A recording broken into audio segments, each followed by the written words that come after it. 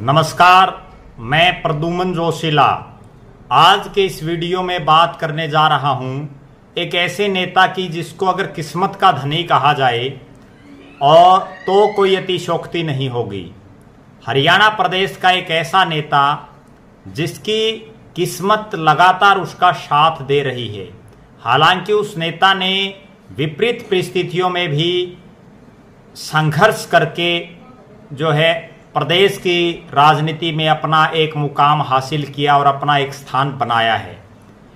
वो एक ऐसा नेता है जो जब भी उसके ऊपर किसी तरह का या उसकी पार्टी के ऊपर किसी तरह का कोई संकट नजर आता है तो वो अपने आप टलता हुआ दिखाई देता है।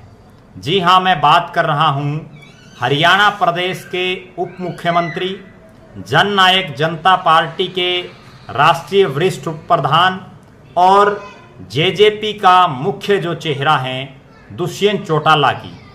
दुष्यंत चौटाला अपने पिता अजय सिंह चौटाला और अपने दादा चौधरी ओम प्रकाश चौटाला जो हरियाणा प्रदेश के कई बार मुख्यमंत्री रहे, उनके जेल जाने के बाद बनी विपरीत परिस्थितियों में कुंदन की तरह तप करके प्रदेश की राजनीति में आए। 2013 में जब जेबीटी जो मामला था उसको लेकर के अजय सिंह चौटाला और ओम प्रकाश चौटाला जी की सजा हुई, उन्हें जेल जाना पड़ा।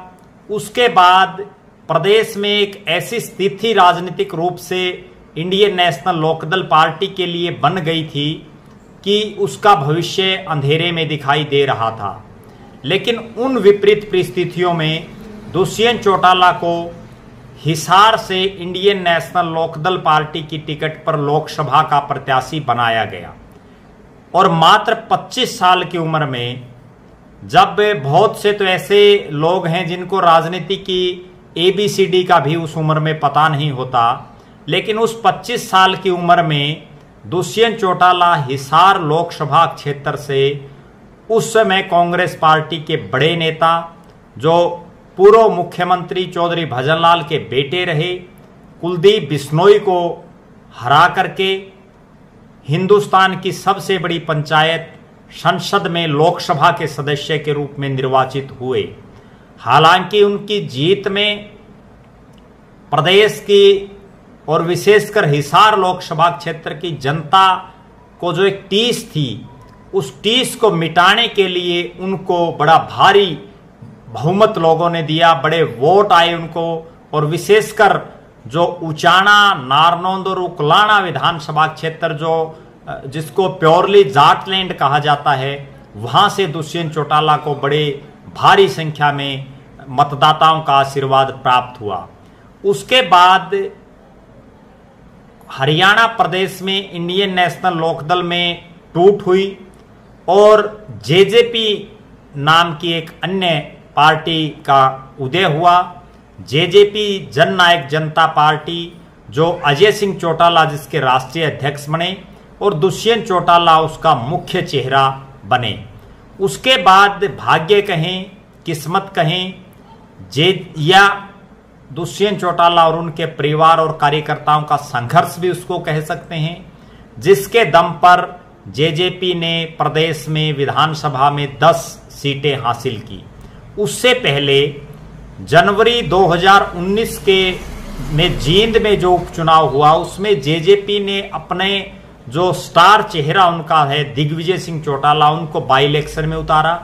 वह पूरे हरियाणा प्रदेश के जेजेपी के जुझारू और जो जुनूनी कार्यकर्ता थे जिनमें करंट दौड़ रहा था दुष्यंत चौटाला के नाम का, चौधरी देवीलाल के नाम का, उन्होंने मेहनत की और वो 2 नंबर पर रहे। कांग्रेस पार्टी के बहुत बड़े नेता, कई बार विधायक रहे, मंत्री रहे, वर्तमान में सांसद हैं राज्यसभा के, कर्नाटक प्रदेश को जिताने वाले हैं और राष्ट्रीय महासचिव हैं रणदीप सिंह सुरजेवाला को तीसरे नंबर पर अपने खुद के गृह जिले में संतोष करना पड़ा। उसके बाद जब 2019 का लोकसभा चुनाव आया तो दुष्यंत चौटाला हिसार से चुनाव हार गए। वह आम आदमी पार्टी और जेजेपी का समझौता हुआ, लेकिन वो चुनाव में जीत नहीं पाए। बृजेंद्र सिंह ने उनको हरा दिया। लेकिन उसके बाद फिर देखिए राजनीति किस तरह से बदलती है। बहुत से प्रदेश में ऐसे नेता थे जो कांग्रेस में थे, बीजेपी में थे, इनेलो में थे, लेकिन उनको टिकट नहीं मिल पाया किसी कारण, और जिन लोगों को टिकट नहीं मिल पाया जेजेपी ने उनको तुरंत लपक लिया, वो नेता भी जेजेपी में चले गए। और बहुत से स्थानों पर जेजेपी ने ऐसे लोगों को, ऐसे नेताओं को टिकट दिया जो मूल रूप से उनकी पार्टी के नहीं थे, वो बीजेपी या कांग्रेस या इनेलो या किसी अन्य दल से आए हुए थे। उसके बाद ऐसे हालात बने कि 10 में से 6 ऐसे विधायक बने जेजेपी के जो विभिन्न राजनीतिक दलों से आए हुए थे। दुष्यंत चौटाला और अजय चौटाला से उनका लंबे समय तक कोई वास्ता नहीं रहा था। इसके बाद जब विधानसभा का परिणाम आया तो ऐसा परिणाम आया कि हरियाणा प्रदेश में किसी दल को बहुमत नहीं मिल पाया। 40 सीटों के साथ भारतीय जनता पार्टी 1 नंबर पर रही, 31 सीटों के साथ कांग्रेस 2 नंबर पर रही, 10 सीटों के साथ जेजेपी 3 नंबर पर रही, इंडियन नेशनल लोकदल और हरियाणा लोकहित पार्टी को 1-1 सीट मिली और प्रदेश में निर्दलीय विधायक बने। उसके बाद दुष्यंत चौटाला की जेजेपी और बीजेपी की मजबूरी हो गई जेजेपी के साथ समझौता करना, वरना जेजेपी और कांग्रेस और निर्दलीय भी सरकार बना सकते थे। और उस समझौते की मजबूरी में भारतीय जनता पार्टी ने दुष्यंत चौटाला को 11 बाहरी भरकम मंत्रालयों सहित उनकी पार्टी को उप मुख्यमंत्री का पद दिया। वो प्रदेश के सबसे कम उम्र के उप मुख्यमंत्री बन गए और दुष्यंत चौटाला को इस तरह के डिपार्टमेंट मनोहर सरकार में मिले जिनको जो है विपक्ष के लोग ये कहते हैं कि मालदार जो विभाग हैं वो दुष्यंत चौटाला को मिले। दुष्यंत चौटाला को ऐसे विभाग मिले जो आम जनता से जुड़े हुए थे, जिनका प्रदेश में अपना एक रुतबा है उन विभागों का। उसके बाद धीरे धीरे सरकार चलती रही। दुष्यंत चौटाला और मनोहर जी लगातार अपना कार्यकाल पूरा करते रहे। अब जो ही चुनाव नजदीक आया, जो ही लोकसभा चुनाव में लगभग 1 साल का समय बचा, तो भारतीय जनता पार्टी की तरफ से उसके जो प्रदेश के 9 जो अभी जो जिनको कुछ समय पहले प्रभारी बनाया गया, त्रिपुरा के पूर्व मुख्यमंत्री रहे और वर्तमान में राज्यसभा के सांसद हैं विप्लव कुमार देव, उन्होंने सबसे पहले शुरुआत की कि अगला चुनाव भारतीय जनता पार्टी अपने दम पर लड़ेगी 90 के 90 विधानसभा सीटों पर, 10 के 10 लोकसभा सीटों पर। उसके बाद पार्टी के प्रदेश अध्यक्ष ओम प्रकाश धनखड़ भी लगातार कहते रहे। चौधरी वीरेंद्र सिंह जो पार्टी का बड़ा चेहरा हैं, उनके बेटे ब्रिजेंद्र सिंह जो हिसार से सांसद हैं। इसके अलावा भी बहुत से ऐसे नेता हैं भारतीय जनता पार्टी के, छोटे से लेकर के और बड़े तक, जो लगातार इस तरह की बयानबाजी पिछले कुछ महीनों से कर रहे हैं कि दुष्यंत चौटाला से समझौता तोड़ देना चाहिए। अब वो समय आ गया है कि भारतीय जनता पार्टी अकेले सरकार चलाए निर्दलियों के सहारे, अगले लोकसभा और विधानसभा चुनाव में अपने दम पर चुनाव लड़े। 90 के 90 विधानसभा सीटों पर, 10 के 10 जो लोकसभा की सीटें हैं उन पर। इस तरह का लगातार जो है प्रचार पिछले कुछ महीनों से भारतीय जनता पार्टी के तमाम नेता कर रहे हैं। उसके बाद ऐसी परिस्थितियां हरियाणा प्रदेश में बन गई, जेजेपी की तरफ से भी लगातार बयानबाजी आती रही कि 90 की 90 विधानसभा सीटों और 10 के 10 लोकसभा सीटों पर तैयारियां शुरू कर दो।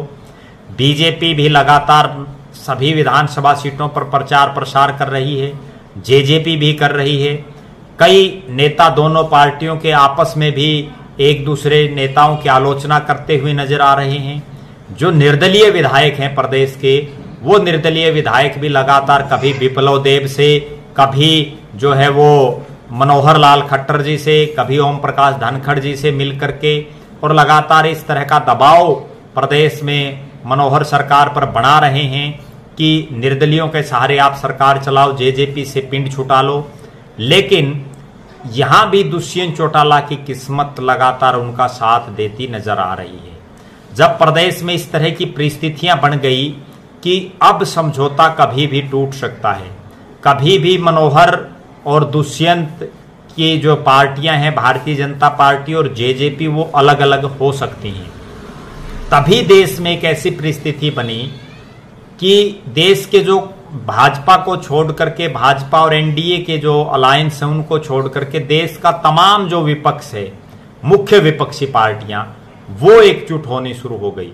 उसमें चाहे कांग्रेस पार्टी हो, चाहे अरविंद केजरीवाल की आम आदमी पार्टी हो, चाहे जेडीयू हो नीतीश कुमार की, चाहे आरजेडी हो लालू प्रसाद यादव की, चाहे सपा हो अखिलेश यादव की, चाहे उद्धव ठाकरे की शिवसेना हो, चाहे शरद पवार की राष्ट्रवादी कांग्रेस पार्टी हो, चाहे के स्टालिन की पार्टी हो तमिलनाडु के, चाहे वो ममता बनर्जी की तृणमूल कांग्रेस हो, चाहे उमर अब्दुल्ला की नेशनल कॉन्फ्रेंस हो, चाहे पीडीपी हो, चाहे उसमें अन्य बहुत से दल हैं, चाहे उसमें सीपीआई हो, सीपीआईएम हो, या बहुत से ऐसे छोटे दल भी हैं जो लगातार पहले वो बिहार में इकट्ठे हुए, पटना में, उसके बाद वो कर्नाटक की राजधानी बेंगलोर में अभी 17 और 18 तारीख को इकट्ठे हुए। उसके बाद अगला प्रोग्राम उनका इकट्ठे होने का महाराष्ट्र की जो राजधानी है बॉम्बे, मुंबई, उसमें है।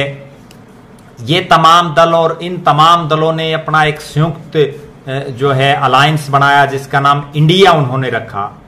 और इस इंडिया से टक्कर लेने के लिए, इंडिया उसका शॉर्ट नेम है, इस इंडिया से जो है टक्कर लेने के लिए, क्योंकि उसमें 26 दल शामिल हो गए, तो प्रधानमंत्री नरेंद्र मोदी ने भी आनन फानन में बिल्कुल जो है तुरंत प्रभाव से एनडीए के दलों को बुलाया।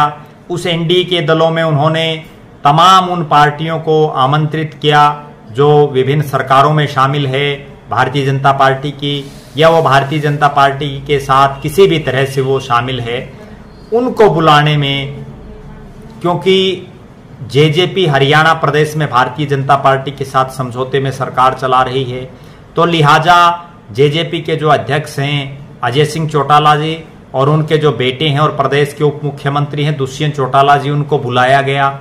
और यहाँ भारतीय जनता पार्टी की एक मजबूरी, हम इसको कहेंगे कि उनको मजबूरी में बुलाया गया।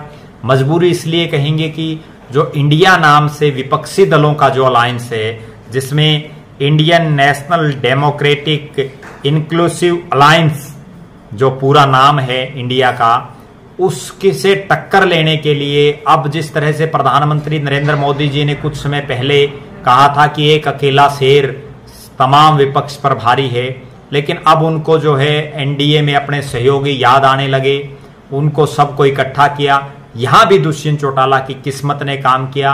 और जो भारतीय जनता पार्टी के जो नेता पिछले कुछ महीनों से बार बार इस तरह की बयानबाजी कर रहे थे कि अब समझौता टूट जाएगा, 1 महीने में समझौता टूट जाएगा, बहुत जल्दी समझौता टूट जाएगा, दुष्यंत चौटाला से पिंड छुड़ा लिया जाएगा, इस तरह की जो लोग बयानबाजी कर रहे थे, उनको एक करारा जवाब दुष्यंत चौटाला की किस्मत ने दिया। निश्चित रूप से भविष्य क्या होगा ये तो आने वाला समय बताएगा, लेकिन एक बहुत बड़ा प्रश्न जो है वो ये है कि अभी ये समझौता चलेगा। मेरा निजी रूप से ऐसा मानना है कि लोकसभा चुनाव तक ये समझौता जरूर चलेगा। लोकसभा चुनाव जेजेपी और बीजेपी इकट्ठा लड़ सकती हैं। जेजेपी को उसमें 1 या 2 सीटें दिए जाने की प्रबल संभावना है, और जिसमें सोनीपत, रोहतक, हिसार, भिवानी और सिरसा, इन 5 में से कोई सीट जो है जेजेपी को दिए जाने की संभावना है। लेकिन एक बहुत बड़ा प्रश्न ये है कि क्या विधानसभा चुनाव भी जेजेपी और बीजेपी साथ साथ लड़ेंगी? अगर जेजेपी और बीजेपी अगला विधानसभा चुनाव भी साथ साथ लड़ते हैं तो कई नेताओं की किस्मत पर लोक लग जाएगा। कई नेताओं की जो राजनीतिक जमीन है वो खिसक जाएगी, उनका राजनीतिक भविष्य धूमिल हो जाएगा, ऐसा मेरा मानना है। आप लगातार हमारे साथ बने रहें विभिन्न राजनीतिक वीडियो में। आपका बहुत बहुत धन्यवाद। आपका अपना प्रद्युमन जोशीला नलवा।